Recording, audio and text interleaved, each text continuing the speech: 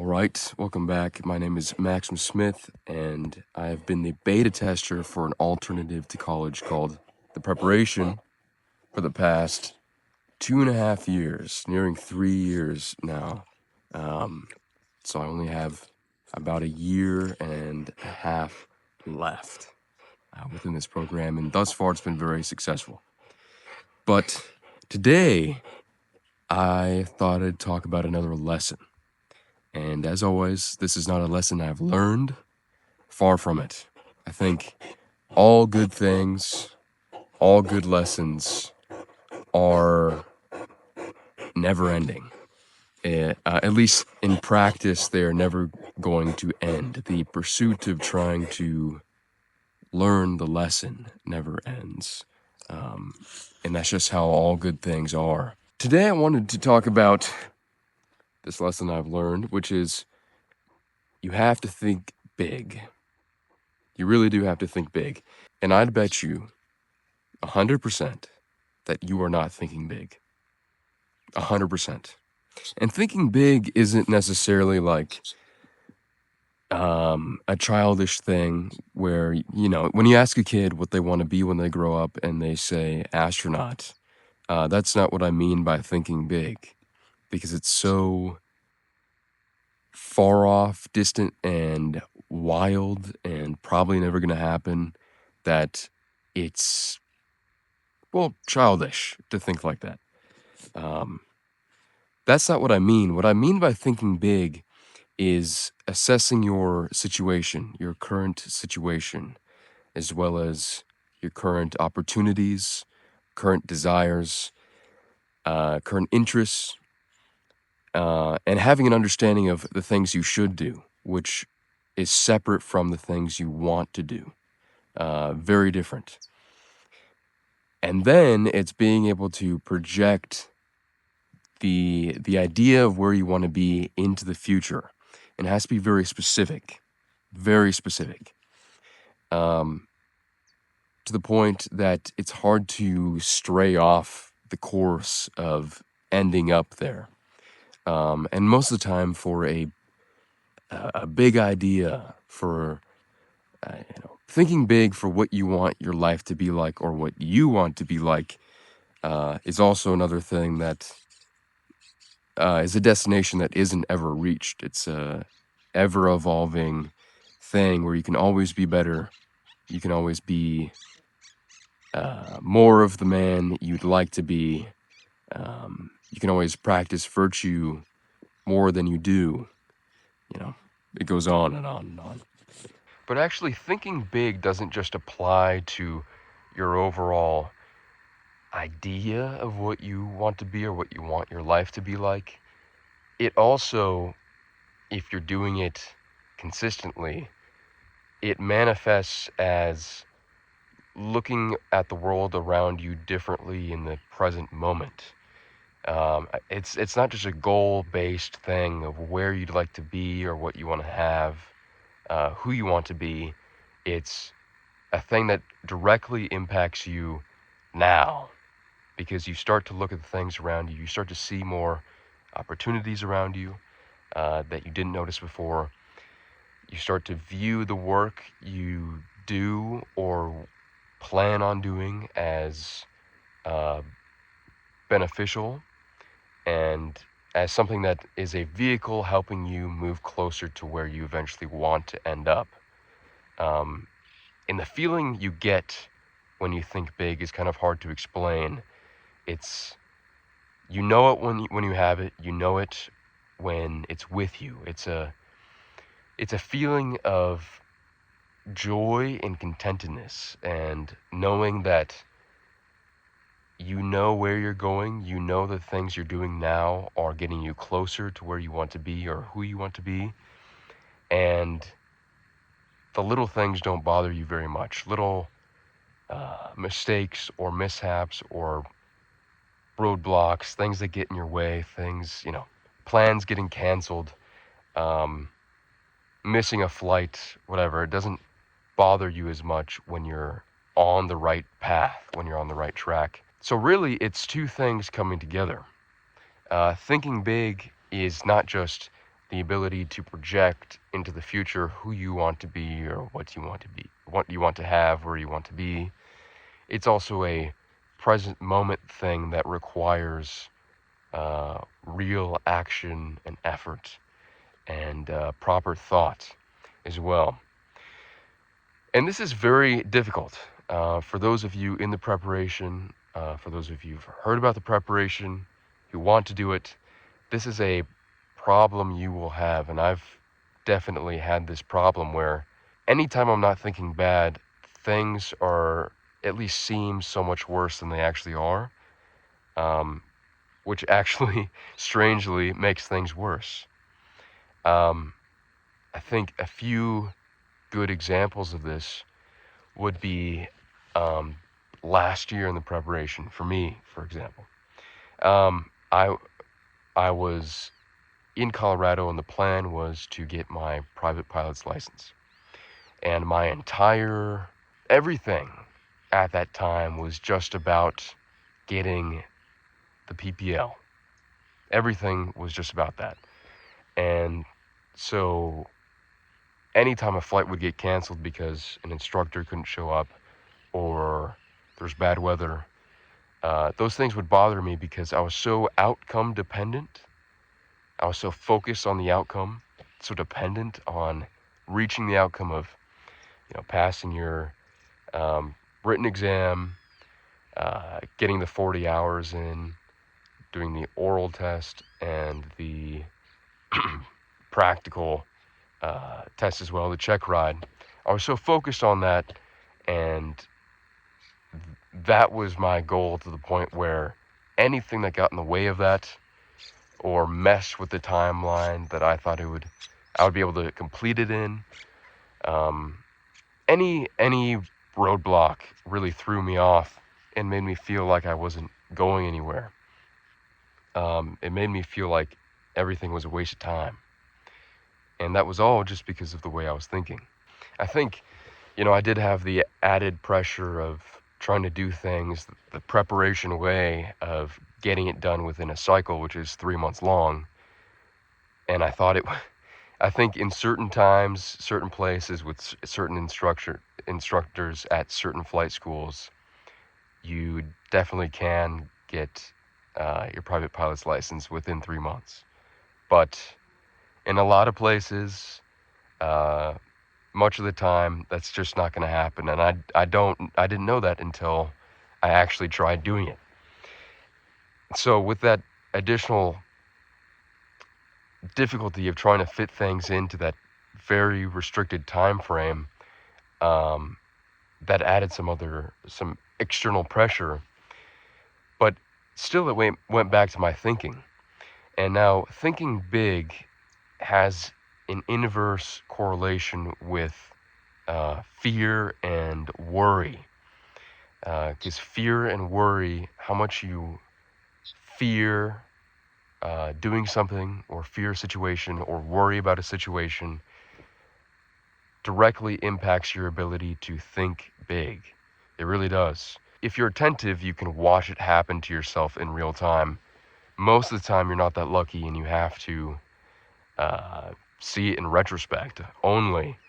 But you'll notice it's the world's shrinking around you. The opportunities shrinking. The walls are closing in around you because you need to meet this. You need to meet a certain deadline in your mind for the effort you're putting in now to be worth it. And maybe it's not even a deadline. It's a specific goal within a deadline to make everything worth it. Otherwise, in your mind, all is for naught. It means nothing. When that's really not the case. So worry and fear shrinks your world. How do you expand your world? How do you think big? Very difficult, much easier said than done, that's for sure. I can tell you from experience, it's a never-ending thing. I feel like it's a week-by-week thing you need to manage. The best way that I have found to think big is actually to go back to fiction. And I know it sounds funny because you're going and trying to use something that never existed, um, and isn't real for some kind of motivation or inspiration or insight, but it's actually very useful. And I'd say there's two major things, maybe three major things that have really allowed me to come back to thinking big when I'm not. Number one is The Count of Monte Cristo, and I mention this very frequently, but it really has been super helpful for me, because what it does, what that story is about, not the revenge part, but the time when Edmond Dantes, and I highly recommend you read the book if you haven't. The movie is good too. I think it's the 2002 version is the one I like the most.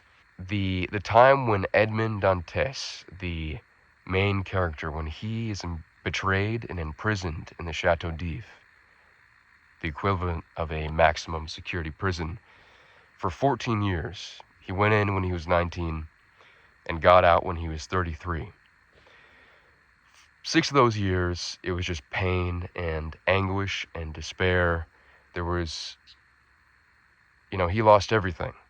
He lost all of the opportunity, lost the love of his life, everything. He never sees his family again. He was about to be a great captain. Lost everything. 6 years went by, nothing. And then, because of something that happened in the story, the remaining 8 years changed everything.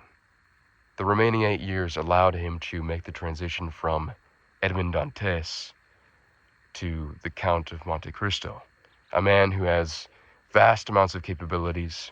I mean, he had to start off learning how to read and write while in prison, but from there he learned, I think, 8 different languages, including Arabic. He learned mathematics, he learned economics, he learned how to write persuasively, he learned how to sword fight, he became a good knife fighter, he was good in hand-to-hand combat. He learned so many things during his imprisonment, and then so many things after getting out of prison, that it is inspirational. It's something to look at and go, wow. I mean, is it possible to do all of that in a lifetime? All the things he did in a lifetime, not counting the revenge part, but everything else. Is that possible?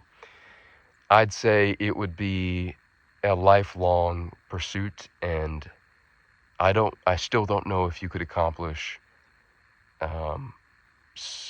most of the things he did, or have most of the skills he had, but you would be an incredible man if you had 40%, 50% of all the skills he had. And I think it's possible to actually, within 30 years,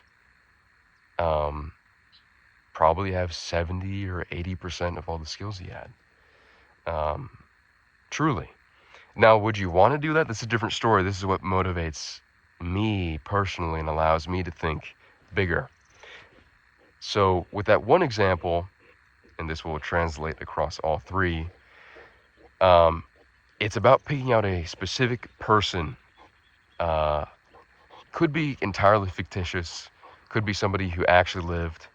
I mean, I'm sure, there's a lot of guys out there who really do like Roosevelt, Teddy, quite a lot. Some older guys will definitely like Louis L'Amour and be inspired by him. You can pick out these real characters from history, fictitious characters as well.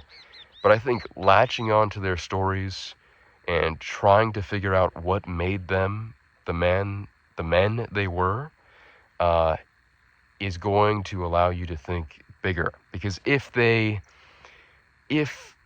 their character, if their being holds any weight with you, if you truly feel motivated by what they managed to accomplish in their life and who they were, who they became, then I think there's no doubt that taking what they did and realizing you can implement that within your own life to become like that will be a factor in making you think much bigger. It'll change the way you think about the world. Instead of thinking about it in a step-by-step linear process, I have to go to high school, I have to get my diploma, I have to go to college, the military, the trades, blah, blah, blah. Make a decent living, which is getting harder and harder by the year. Buy a house, settle down, marry, have kids, retire, whatever. Instead of thinking in a linear fashion like that, having examples of great men throughout history, again, even if they are fictitious, can be a mind-opening thing that changes the way you think, and all of a sudden you go, there's all this raw material around me. I am something I can craft and change, and my life is something I can craft and change. And if I learn one thing, that automatically increases my value. So what if I learn 20 things or 30 things, 30 skills, 40 skills? How much better am I? How much more am I like that great man I look up to? Which, when it comes down to it, who you are is much more important, and who you become is much more important than what you have. That's for sure. Number two, I'll do number two, number three together. Education of a Wandering Man by Louis L'Amour, and frankly, all of Louis L'Amour's books. But I'd stick with Education of a Wandering Man for inspiration, especially if you're a young man. Read that book.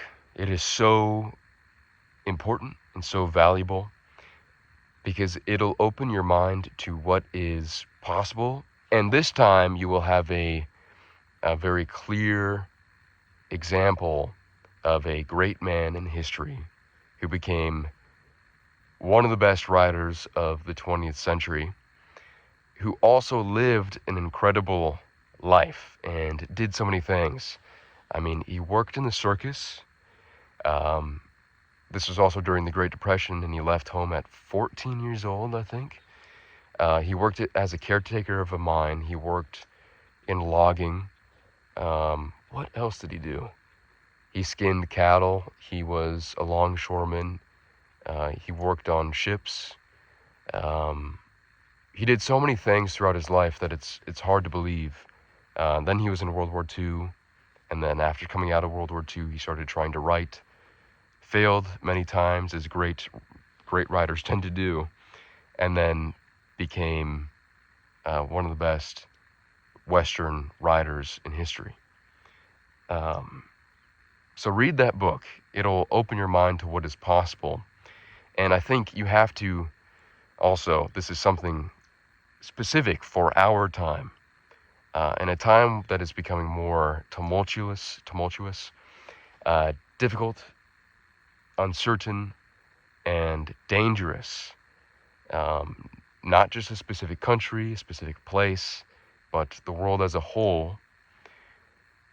More opportunities are going to open up, and the normal structure, the normal linear paths of living are going to disappear. They're going to go away, or at least morph and change. My prediction is they'll go away entirely, at least for a short period. And you can compare that directly with Louis, because growing up in the Great Depression, there was hardly any money to go around. Hardly any. So you had to find work where you could. And that's what Louis was trying to do. But along the way, he ended up having an amazing set of skills, a wild set of stories, and a great life. And I think if you do that consciously instead this time, in a time that is more crazy and wild, and will get more crazy and wild, you'll have even better results than him. Maybe not on the writing end. I don't think you'll sell 300 million copies of your books, right, Atlas? You're in the way, buddy. You're in the way. But you could do pretty good. Give me a second here. I gotta get him out of the way. He's looking off into the distance now. We should be okay. But I'd compare him to him, his life, and the times he lived in to the times we're living in now, and the problems we'll likely face with this ever-changing and currently worsening set of world circumstances, I think is the best, most neutral and lighthearted way to put it. But that will also aid you in the current times in thinking bigger. And again, this is easier said than done. It's a thing I have to try and do on a weekly basis. But I mean, recently, going back to the Count of Monte Cristo, I've been using AI to build a full set of skills that you can check off that the Count of Monte Cristo had, and it came up with 255 different skills / experiences, a lot of which you aren't able to replicate today, that's for sure. But a lot of the skills you can get. The experiences, not so much. Skills, yes.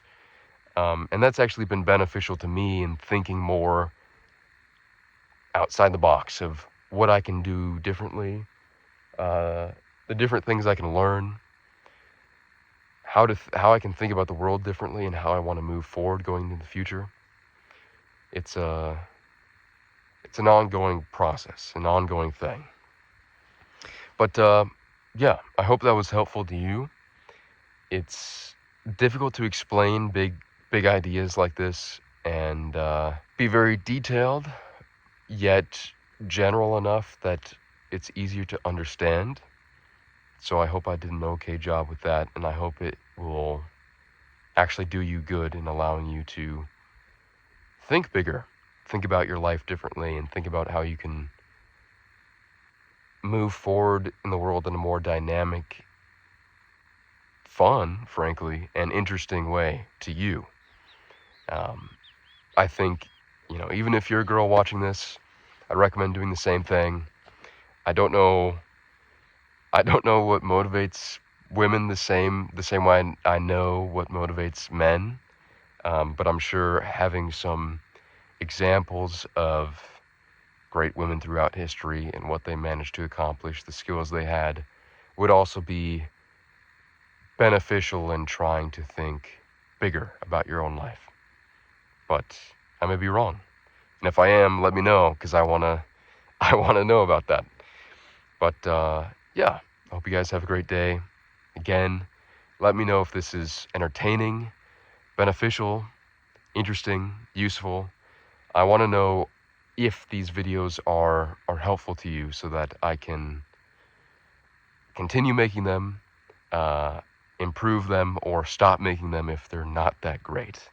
I want to actually do something that matters with these videos. So have a great day, and I'll see you later.